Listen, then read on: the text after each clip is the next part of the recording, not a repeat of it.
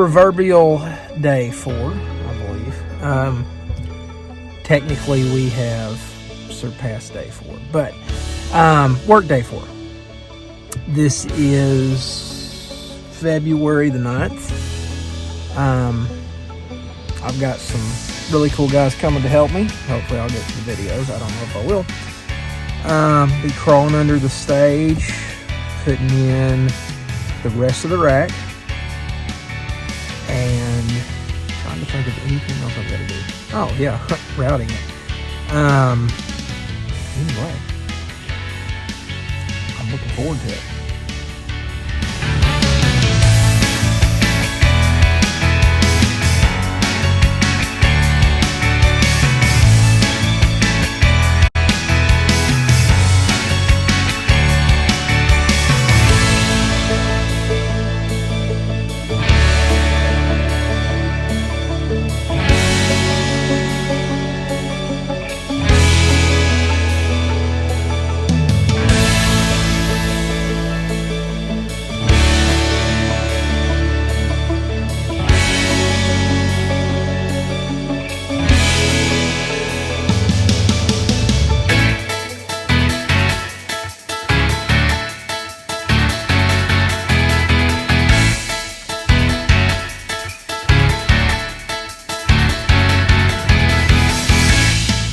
All right, everybody, so just wanted to kind of show you some real fast cable management, kind of what I got going.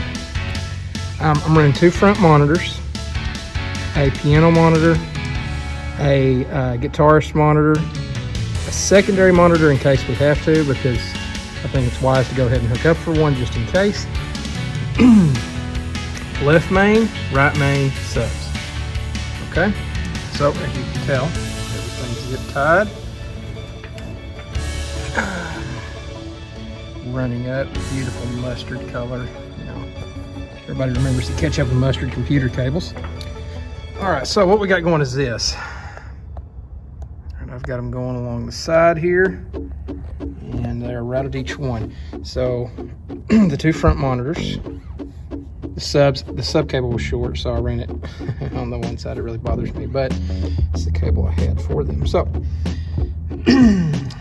I've got everything hooked up on the back. All I have to do now is finish the power. Started out with the power. The power's all going to be cable managed as well. And for while I'm here, I didn't explain this the other day. I figured I'd do it because I may have. I don't remember, just to be honest. But you'll notice that the drive rack's at the very top and not underneath the power amp. I'm a big believer in power amps being the first thing on your rack. That's just me. Everybody, I'm sure, has their own opinion of that. However, 2 reasons. One, see if I can get around here on the side. The drive rack is smaller.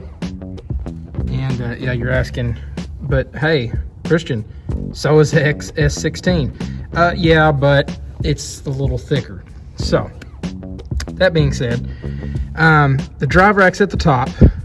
Reason being is because once I flip the switch here, this is going to crank on, and I'm not going to be messing with this after we get it set for the most part. We may have to do a setting or 2 here and there, but more than likely, once we EQ the room, it will help tremendously. Okay. So then we have power amp, S16. I left a slot for space. I talked with our sound guys here, and we kind of all agreed it would be better to leave space instead of trying to run all the cables down the side right here. To just slide the cables through once we get them all hooked into the 16 channels here. And then we have the iNuke 1000, which I actually may have mentioned this the other day. It's actually been pretty sturdy for us, believe it or not. Haven't really had any issues with it. We have run it in bridged mode, but it's only going to power 1 monitor on one channel and 1 monitor on the other.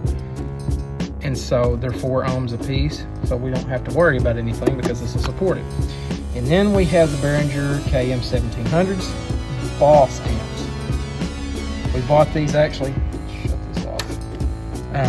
When we had old Samson amps that we had for years, and they finally just gave up.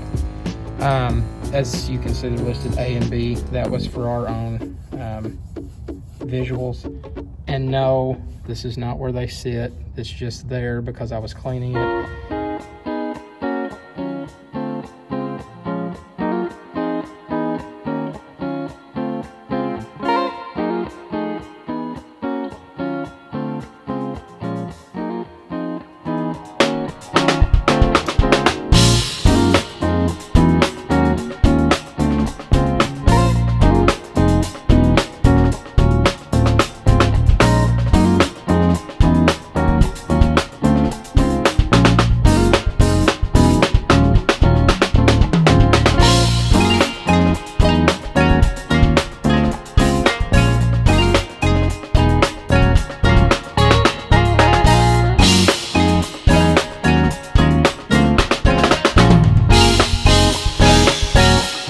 It's the end of day 4, technically. I'm going to kind of explain what we got done. We got this wonderful man right here. This is Alex. He is the absolute boss. If it wasn't for him and his brother, and even a little bit of help from my sister, none of this would have been possible, as well as his family. So big shout out to them. And just kind of wanted to go over, let you know what happened today. So with these guys' wonderful help, we got the power run the XLRs run for the speakers. We got the power cables run through the ceiling and over down into a hole that goes into our rack room, server room, whatever we're going to call it. And then underneath the stage, we left spares in all of our old snakes, so that way if we ever have to have anything, it's done. So we have 4 left, 4 middle, and 4 right, which should cover just about anything. And then we've got a 16-channel digital snake, which we're running 8 outputs to. And we're still trying to figure out exactly what all we're running. I ran all the cables and everything yesterday, but want to make sure that everything's pretty well set up.